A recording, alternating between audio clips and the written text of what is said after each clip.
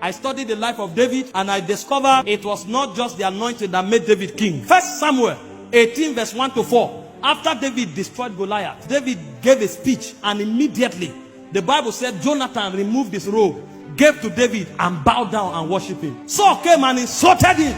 He's about to take your throne, and Jonathan endorsed it. When Saul wanted to kill David, Jonathan was the one that taught him the secret of escape. David would have died. So there are certain relationships that if you don't have and manage well, you may be anointed, but you will not have impact and you will not succeed. So relationship is a vital ingredient of power. And for you to be able to regulate relationship, there is a power that controls it. 1 Chronicles 12:22. The Bible said daily men joined themselves to David until his host became like the host of God. There is a power that control relationship. When you see people gathering around somebody, there's something he has and there is something he's using to nurture that thing that he possesses. People don't have time. If people have time for you, there's a power in your life, and that power demands certain consecration for it to be sustained. How do you sustain relational power, which is very vital in your rising? Number one, wise comportment. 1 Samuel 18 verse 14 to 16. The Bible said David behaved himself wisely before the king.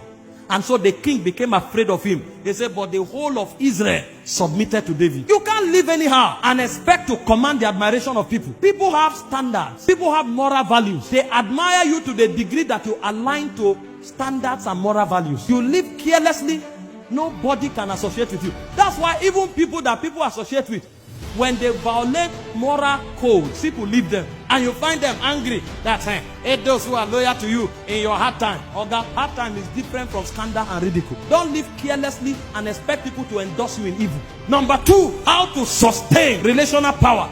Genuine love for people and not what they have to give. The moment people discover that you are a parasite, to irritate them. Anybody who can sustain relationship is somebody who loves people genuinely. John 21 verse 15 to 16. Jesus came to Peter and said, Simon, lovest thou me more than this? He said, Lord, you know I do. He said, keep my lamb. Simon, lovest thou me more than this? Lord, you know I do. Keep my lamb. 3 times. The 3rd time, lovest thou me more than this? Say, yes, you know. He said, keep my sheep. No relationship thrives except as love is proven. There are people who only call you when they have needs. The moment you see their call, there's no food at home. The moment you see their call, they need school fees. The moment you see their call, they need small cash. If they do it once, twice, thrice, the next time they call, you block them. It's not your fault. Everybody hates parasite. It's a wicked disposition. And so if you want to build the power for relationship, you must be selfless and sacrificial. Only sacrificial people can sustain relationship. Number 3, how do you build relational power? Is by sustaining integrity. Ephesians 4:25, Proverbs 25:19. If you are somebody who is not consistent,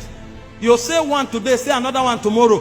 People will become careful of you because they want to defend you while they are in the heat of the battle. You will now call them aside and say, I'm sorry, that thing I said is not like that. Really? And you allowed us to get to this level. They will never stand with you again. You want to build relationships that matter? Be honest. Be truthful. Have integrity. See, it's better to tell people the truth, let them leave you, than to keep them with a lie. The day they discover it, they will not only leave you, they will hate you. Number 4, true respect and honor. Philippians 2 verse 3 and 4. The Bible said to esteem others more than yourself. Even those who are under you, honor them. Every human being commands respect. If you treat people like rags, a day will come, they will say, you are not my God. They will walk away.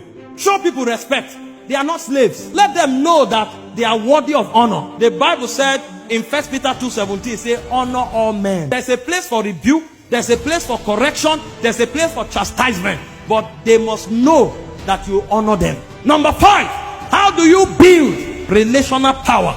Is through humility. Again, Philippians 2 verse 3. Proverbs 13 verse 10. The Bible said every strife comes from pride. Everywhere there is contention, the Bible says pride is at the root of it. And so if there will be peace, then there will be humility for that to happen. You need relationship. I was telling them in the pastor's training yesterday, when Jesus died and he needed to be buried, none of the apostles who were praying could help. The Bible said it was a secret disciple that had the power to help. There are those who talk to God. There are those who talk to the governor. Jesus wouldn't have had a tomb to be buried, except as those who talk to governor showed up and say, don't worry, we will give him a grave that nobody has ever been buried in.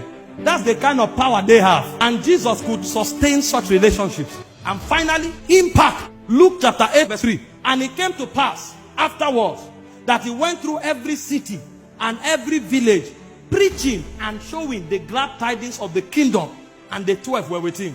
And Joanna, the wife of Chusa, Herod still was, and Susanna, and many others, which ministered unto him of their substance. You need to know how to sustain them. Some speak in tongues, some give money, others give connection. Thank you for watching this video. We trust you have been tremendously blessed. To get more messages by Apostle Michael Oroko, kindly join our Telegram channel by following the link on your screen. Your life will never remain the same. God bless you.